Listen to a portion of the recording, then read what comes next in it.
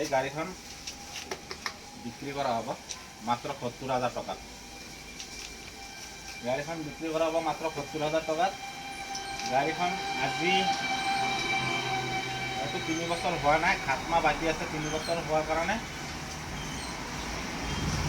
২০০০ মই লৈছিলোঁ এইটো ২৩ নৱেম্বৰ মাহত।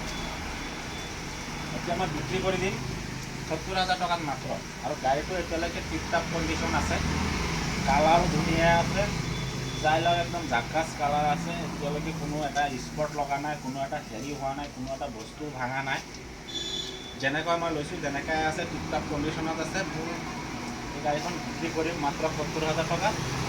আৰু গাড়ীখন আপুনি চাই এবাৰ চলাই চাব, ইমান ধুনীয়া কণ্ডিশ্যনত মই ৰাখিছোঁ গাড়ীটো। আৰু এই গাড়ীটো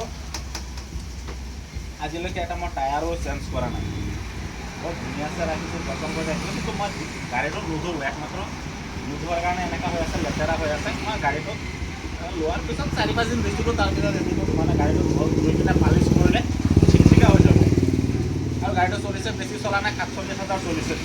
৩ বছৰত ৪৭,০০০ চলিছে এখন গাড়ী, বহুত কম চলিছে। আপুনি এবাৰ চাই ল'ব পাৰে। গাড়ীটো মই গোটেই ঘূৰাই দেখাই দি আছোঁ আপোনাক। কেমেৰামেন এবাৰ গাড়ীটো পূৰা ঘূৰাই কিনে দেখাই দিয়াচোন চাৰিওফালৰ পৰা।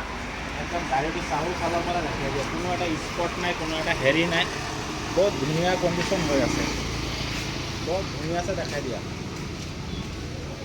মজা আছে দেখাই দিয়া।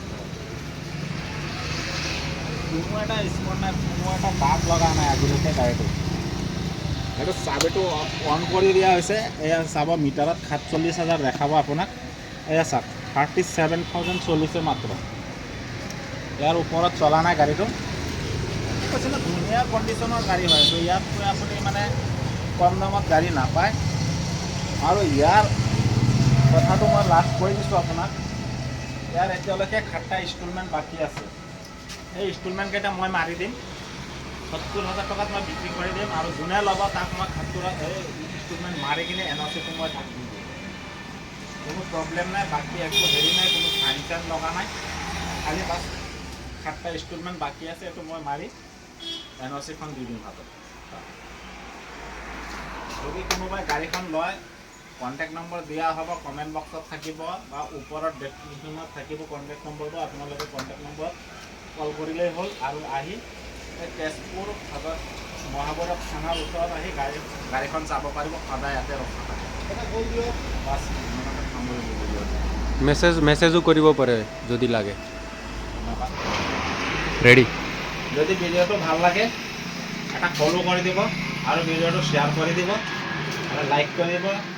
ইমানে আশা কৰোঁ আপোনালোকৰ তাত। আৰু যদি কোনোবা আপুনি মোৰ লগত কণ্টেক্ট বা যোগাযোগ কৰিব খোজে, বা মেছেজ কৰিলেও হ'ব, বা কমেণ্ট বক্সত কমেণ্ট কৰিলেও হ'ব, মই সদায় কমেণ্টবিলাক চাওঁ, আৰু মই কমেণ্টবিলাক চাই আপোনাক ৰিপ্লাই দিম, বা মোৰ নম্বৰ দিয়া থাকিব, আপুনি নম্বৰত কল কৰিব পাৰিব। বাছ, ধন্যবাদ।